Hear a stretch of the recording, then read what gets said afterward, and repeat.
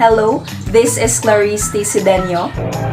Hi, my name is Noriel A. De La Cruz and I have a question. How to play a table tennis? The official table tennis rules are a comprehensive set of rules and regulations which are designed to cover any eventuality which may arise during a game. These rules are reviewed annually by the International Table Tennis Federation, and any changes are normally implemented with effect from January 1st of the following year, unless another date is specified. If you're a beginner, you only need to know a few of the basic rules of table tennis in order to play a game with your friends. Are there different rules for amateurs and professionals?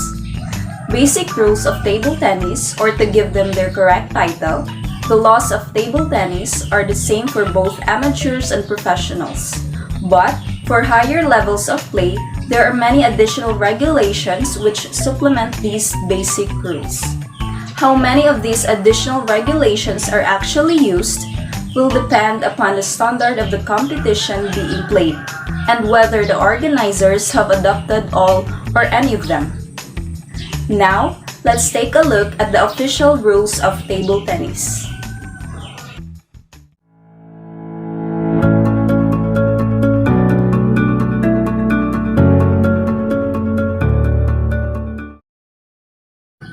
Rule number 1. Games are played to 11 points. A game is played to 11 points. A game must be won by 2 points. A match is generally the best 3 of 5 games. How to win in table tennis? According to the laws of table tennis, a player can win a game of table tennis by scoring 11 points, with 1 point awarded for every infringement. Every player gets to serve twice in a row. The first player to reach 11 points wins that game. If the points are tied at 10-10, a player then has to strive for a 2-point lead to win the game. A match is won by winning games. The number of games per match varies across competitions and categories. In singles matches, it is usually a best of 7 event, while in doubles, it is a best of 5 affair. Rule number 2. Alternate serves every 2 points. Each side of the table alternates serving 2 points at a time. Exception: after tied 10-10 or deuce, service alternates at every point. Can you lose on a serve in ping pong? Yes, there is no separate rule for serving on game point. Each player gets 2 serves, or in other words, each player serves 2 points in a row, and it alternates until one of the players scores 11 points, unless there is a deuce. In that case, each player gets only 1 serve and it alternates until one of the players gets a 2-point lead. After each game, the players switch side of the table. In the final game, the players switch side again after either player reaches 5 points. Rule number 3. Toss the ball straight up when serving. How do you serve the ball in ping pong? Hold the ball in your open palm, behind your end of the table. Toss at least 6 inches straight up and strike it on the way down. It must hit your side of the table and then the other side. Note: once the ball leaves the server's hand, it is in play, and so counts as the receiver's point if the ball is missed or mishit. The ball must rest on an open hand palm. Then it must be tossed up at least 6 inches and struck so the ball first bounces on the server's side and then the opponent's side. If the serve is legal, except that it touches the net, it is called a let serve. Let serves are not scored and are reserved. Server must serve from behind the table baseline and above the table height. A serve can be short or long. It can bounce once on opponent's side or multiple times. A serve can go straight off the table or from the sides of the table on the receiver's side. Receiver must return the serve after one bounce, or else receiver loses the point. Rule number 4. The serve can land anywhere in singles. There is no restriction on where the ball lands on your side or your opponent's side of the table. It can bounce 2 or more times on your opponent's side. If so, that's your point. Bounce over the side or even hit the edge. In singles matches, the serve must bounce first on the server's side, cross over the net without touching it, and land anywhere on the other side of the table. You're free to serve anywhere, diagonally or straight, from any location. Rule number 5. Double serves must go right court to right court. The serve must bounce in the server's right court and receiver's right court. Note, landing on center line is fair. Doubles partners switch places after their team serves twice. In doubles matches, the serve should be made diagonally. It means the serve ball must bounce first on the right court of the server's side and land anywhere on the right court of the receiver's side. This will not confuse opponent's pair, and they won't collide with each other while hitting the ball back. In doubles, the pair has to strike the ball on alternate turns. Thus, it becomes quite challenging and exciting for both teammates. Rule number 6. A serve that touches the net on the way over is a let. Can the ball hit the net in ping pong? Yes, during a rally if it touches the top of the net and then otherwise lands as a legitimate hit, but not when serving. If a serve ball hits the net on the way over and otherwise legally bounces in play, it's a let serve and is done over. There is no limit on how many times this can happen. So what happens if the ball hits the net or goes around the net? During a serve, if the ball hits the net but still bounces on the opponent's side of the table, the point is a let, which means it needs to be replayed. If the ball hits the net and doesn't make it to the other half of the table, the receiver is automatically awarded a point. During a rally, if the ball hits the net but still bounces on the opponent's side of the table, the rally continues. But if the ball hits the net and doesn't make it to the other half of the table, the receiver is automatically awarded a point. Rule number 7. Alternate hitting in a doubles rally. Doubles partner must alternate hitting balls in a rally, no matter where the ball lands on a table. Just take a look at this.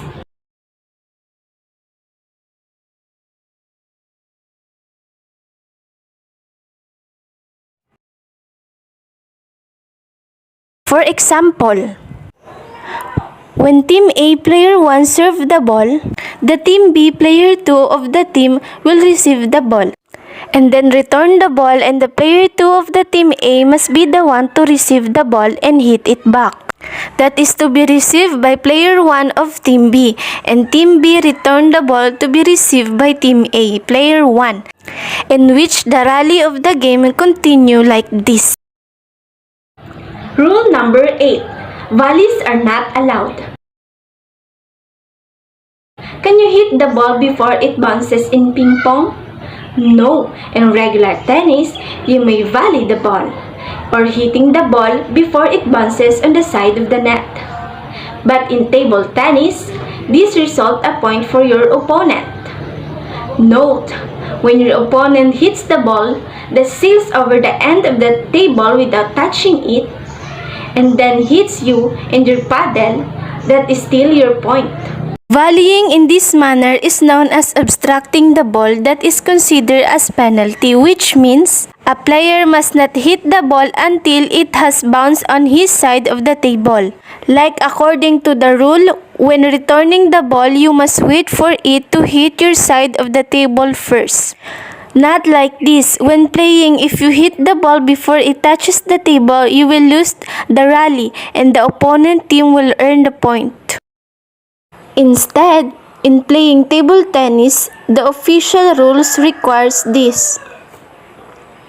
The player must wait the ball to bounce in the table before taking a hit.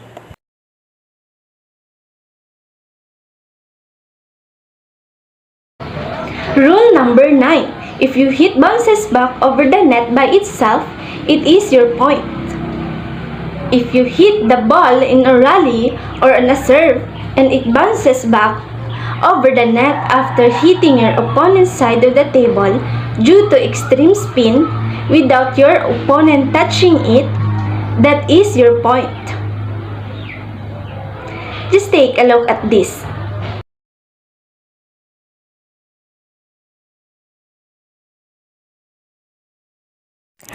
When you serve with a sufficient backspin so that the ball hits the opponent's side and then bounce back over the net to your side of the table without being hit by the opponent player, then you win a point.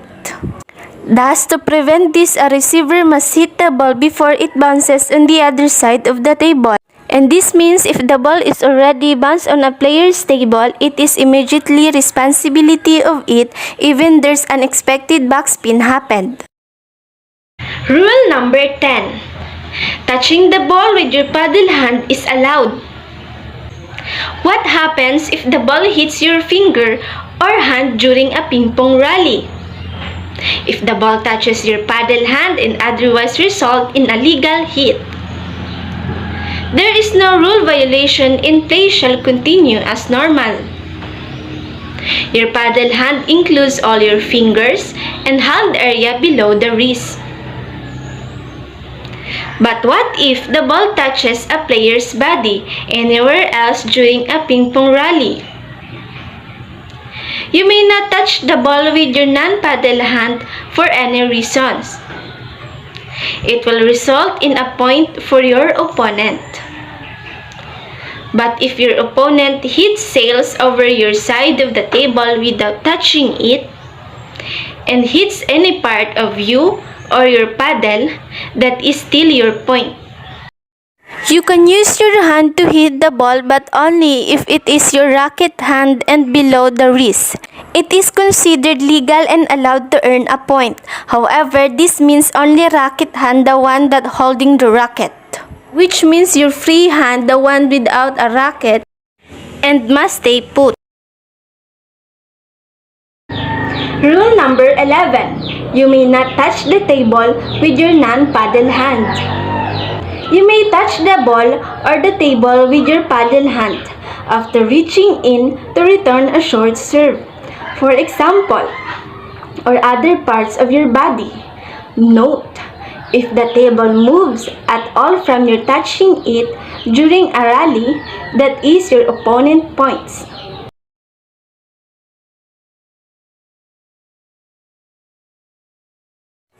In this rule, no hands on the table is allowed. This means that leaving your hands on the table is dangerous for you as a player, because if you do, maybe you lose a point. Especially when touching the table with your non-paddle hand or any part of your body and the table moves while the ball bouncing on the air or during a rally.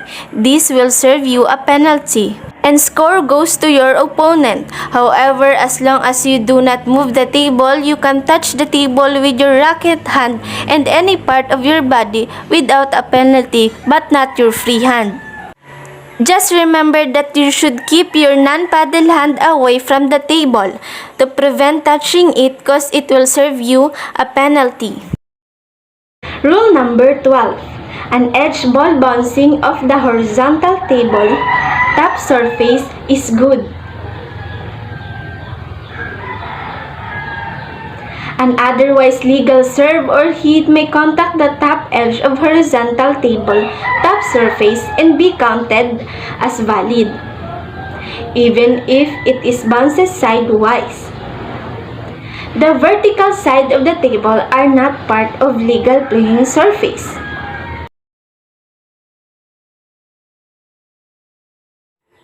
In this rule, for example, during the rally, the ball touches the edge of the opponent tables, which is on its horizontal line. It is legal because normally the ball still bounce up, then it's the edge ball for you, and you maybe earn a point. But if it drops down, then you loses a point, which is horizontal line you see on the edge of the table. Is still considered as playing surface, while the vertical white line is not part of the playing surface, which means horizontal line is valid and vertical line is invalid in earning a points when the ball bounces in these lines. Rule number 13. Honor system applies to this agreement. If no referee is present during a match and the player disagree on a certain call, the honor system applies. And the player should find a way to agree or play the point over. Ping pong carries a traditional or fierce but fair play. Have us keep it that way. Which means if there is no a referee or an umpire in a game, the player will consider an honor system or the unwritten rules. First, in which a player will come up on agreement among themselves or set on rule as agreement on how to play a game. Second, when umpires like I said is not available to maintain the standards of the play, and if the official rules is a bit tricky and confusing for the players, they could consider the honor system to have a fair play. And that was all the official rule in playing table tennis. We hope we all enjoy playing the game. Thank you for listening.